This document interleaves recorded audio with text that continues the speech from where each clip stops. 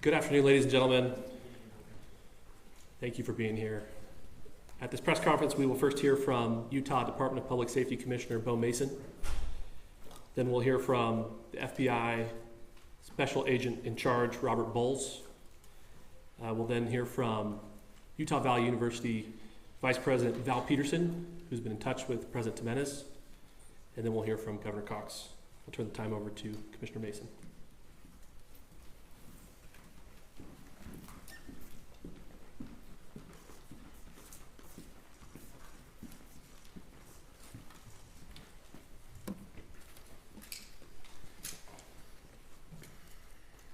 Hello, everyone. I'm Bo Mason, Commissioner for the Utah Department of Public Safety. Today at approximately 12:20 Mountain Standard Time, political influencer Charlie Kirk was shot at an event at the Utah Valley University. He was taken by private vehicle to Timpanogos Hospital, where he later passed. The Utah Department of Public Safety will be co-leading this criminal investigation to find this killer, along with the Federal Bureau of Investigation. We are working in unison with the County Sheriff's Office, the local police department, and the University Police Department, all of which have been very cooperative and fully engaged in this process. Shortly after the shooting, we did have a suspect in custody, George Zinn, but he was released from custody after we identified that he did not match the shooting suspect and was not an accurate person of interest. However, he has been booked into the county jail by Utah Valley University Police Department for obstruction of justice. We do still have an active investigation for the person of interest. This incident occurred with a large crowd around. There was one shot fired and one victim. While the suspect is at large, we believe this was a targeted attack towards one individual.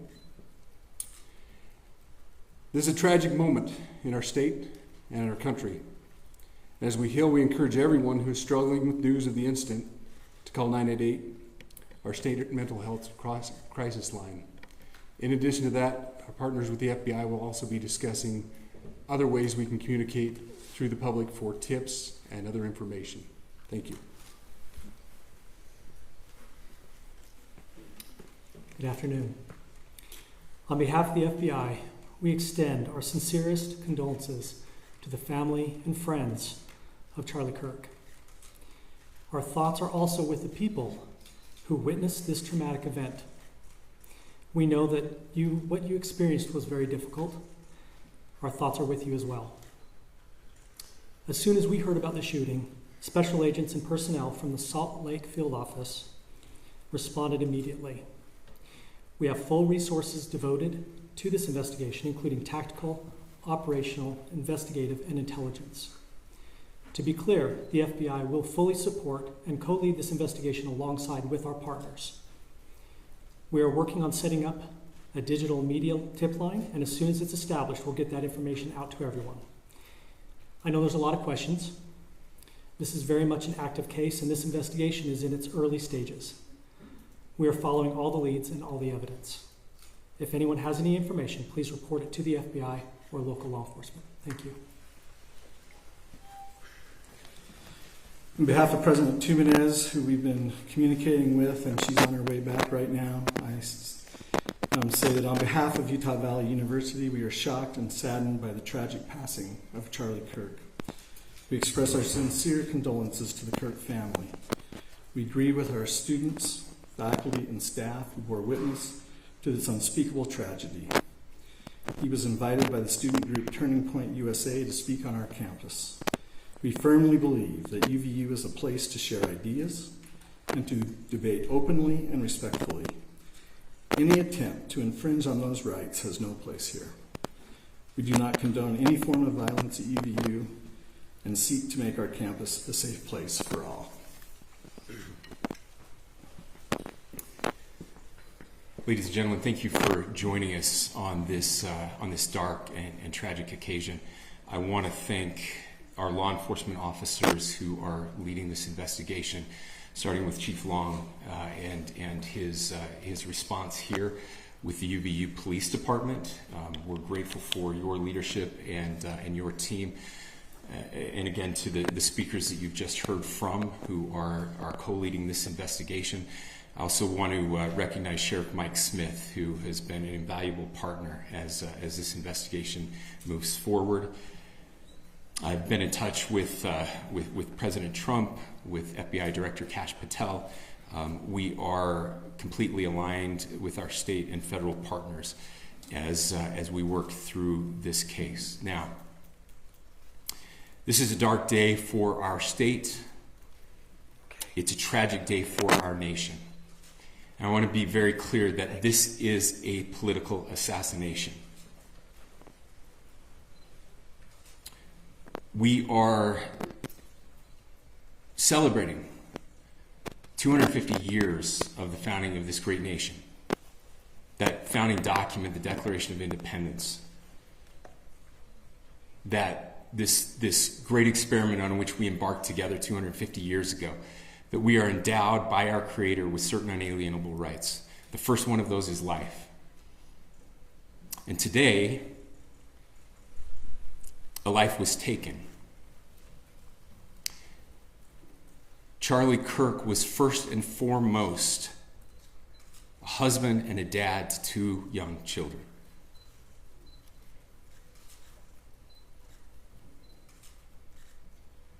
He was also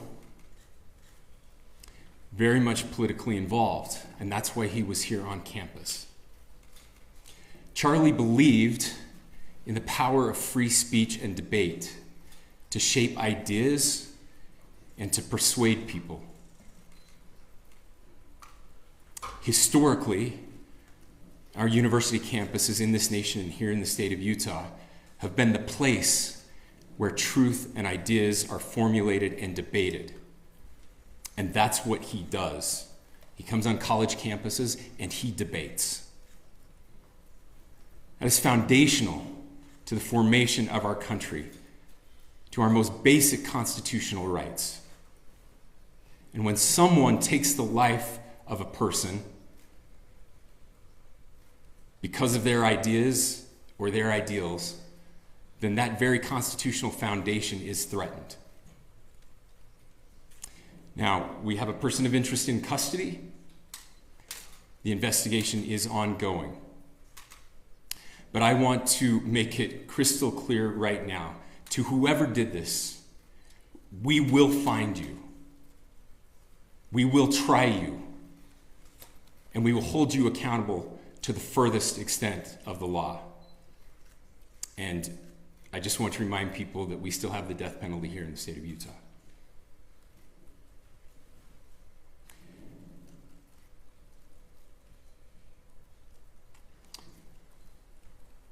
Our nation is broken. We've had political assassinations recently in Minnesota. We had an attempted assassination on the governor of Pennsylvania. And we had an attempted assassination on a presidential candidate and former president of the United States, and now current president of the United States. Nothing I say can unite us as a country. Nothing I can say right now can fix what is broken. Nothing I can say can bring back Charlie Kirk. Our hearts are broken. We mourn with his wife, his children, his family, his friends. We mourn as a nation. If anyone in the sound of my voice celebrated even a little bit at the news of this shooting, I would beg you to look in the mirror and to see if you can find a better angel in there somewhere. I don't care what his politics are. I care that he was an American. We desperately need our country. We desperately need leaders in our country. But more than the leaders, we just need every single person in this country to think about where we are and where we want to be. to ask ourselves, is this it? Is this what 250 years has wrought on us? I pray that that's not the case. I pray that those who hated what Charlie Kirk stood for will put down their social media and their pens and pray for his family, and that all of us will try to find a way to stop hating our fellow Americans. With that, we're happy to take a few questions. The FBI director is posting that a suspect is in custody. I would just like clarification. Do you or do you not have a suspected shooter in custody? We have a person of interest in custody that is being interviewed right now. That is not George Zinn. That is not George Zinn. Okay. That is correct. Are you still searching or looking for another shooter or anybody else related to this? Yes, we are actively looking for anyone and everyone who has any possible information relating to the shooting. Can you tell us details about the suspect being taken into custody? Where? How long ago? We cannot at this point, but we will get you that information when we can. Is there believed to be a second individual involved in the shooting? At this point, there is no information that would lead us to believe that there is a second person involved. Can you guys talk about the possible shooter?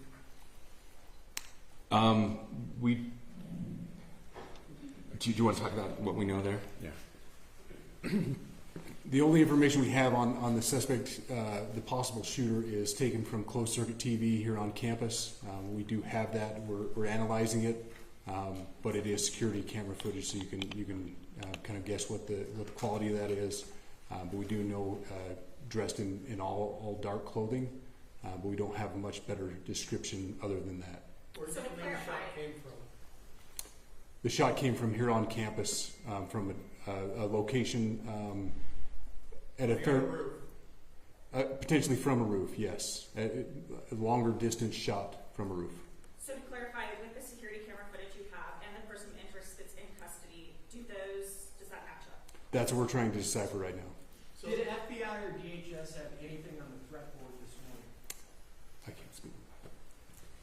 I'll just say that the investigation's ongoing, and as soon as we have further information, we will be sure to release it. Any indications of foreign intelligence involvement? As of now, I can't comment on any of that. Can you talk a little about the security of the event itself? Who was there security-wise, and what happens on these kind of events? So my name is Jeff Long. I'm the police chief here at UVU, and I'll tell you right now, we are devastated. We're a small police department. We have a very large campus. We have over 40,000 students, and we love our students. We love our visitors, and we're devastated by what happened today. This is the police chief's nightmare. I'm very saddened for the Kirk family. I know his wife and parents found out about this. Obviously he's away from home. He's here in Utah. And they find out by a police officer that visits their home. That's tragic. Nobody wants that. But I can tell you about our venue today. This was an open venue. This is outside. We did have 6 officers working that event. We had probably over 3,000 people that were in attendance. It sat down in kind of a bowl area here on the central campus. We have a waterfall area. And so he was kind of in a lower area, surrounded by buildings. We had some plainclothes police officers that were in the crowd as well. We train for these things, and you think you have things covered, and these things, unfortunately, they happen. You try to get your bases covered, and unfortunately today we didn't. And because of that, we had this tragic incident. So we did have officers there. We had Charlie Kirk's team. He has a security team that travels with him, and they were here with him when he was shot. Was the gun recovered? I'm sorry, see? Was the weapon recovered? At this point, I can't disclose that. Who made the arrest? There was a question being asked about mass shooting. Was that person apprehended, and do you know who asked that question? Say the question again. I don't know if I understand what you're saying. When Charlie Kirk was shot, he was answering a question about mass shootings specifically. Was that person apprehended, and do you know who asked that question? I do not. We do not have that at this moment. What kind of weapon was used? Ladies and gentlemen, we have time for just one more question, so thank you. Yeah. Yep. as well. Was it your team or Kirk's team or a combination of both that kind of set the security protocol for the event? So we work together. You know, he has his team, and they do this all over the country. We all know that. This is not uncommon for them. They're very comfortable on campuses, and I was coordinating with his lead security guy, and so yeah, we were working together. Was this a sharpshooter type shot? Was this a Ladies and gentlemen, those are all the questions that will be answered today. Again, thank you for covering this. We will be updating you as soon as we have additional information through normal channels, working with law enforcement. Again, our deepest condolences to the Kirk family and to the students who were there today. I would just ask everyone everywhere to please pray for their family and to pray for our country. We need it now more than ever. Thank you.